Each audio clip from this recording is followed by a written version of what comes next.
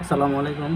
আজকে আমি পরীক্ষামূলক একটা স্নেক প্ল্যান্টের অন্যরকম একটা রোপণ পদ্ধতি, আমি জানি না এটা কতটুকু কার্যকর হবে। মানে একটু ট্রাই করতেছি, দেখি হয় কিনা। আমার পাথরের শর্ট পড়ছে, পাথর নেই, কিন্তু ওই কয়লা ছিল আমার কাছে, কাঠ কয়লা যেটা সেটা আছে। তো আমি এই স্টেনলেস স্টিলের বাটিটাতে এই কয়লা সহ এই গাছগুলো আমি এখন সেট আপ করবো, করে তারপর পানি দিয়ে রাখবো।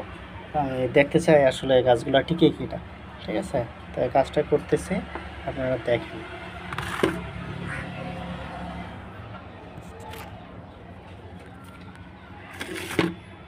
এই হচ্ছে আমার কয়লাগুলো এখানে আছে। হ্যাঁ, প্রথমে কিছু কয়লা নিয়ে নেই যাতে সেট আপটা ঠিকভাবে দেওয়া যায়, যাতে মুভ না করে আর কি।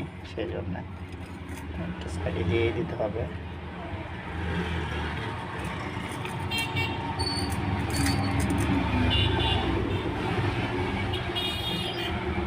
তিনটা গাছে আছে, আর বাকিগুলো এটার যে বড়গুলো সেগুলো মনে আছে।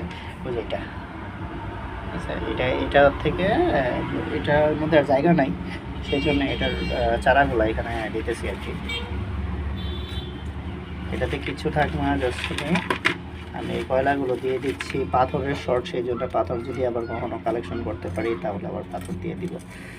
মানে আপাতত কয়লা দিয়ে দিই, কয়লাতে সমস্যা হওয়ার কথা না, টিকতে পারে।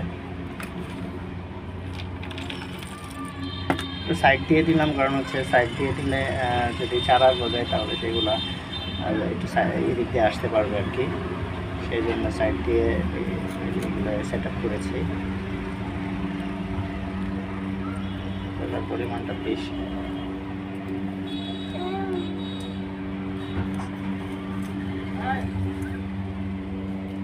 শেষ কাজ শেষ, এখন শুধু এখানে পানি দিয়ে দিব, পানি দিয়ে দিলেই হবে।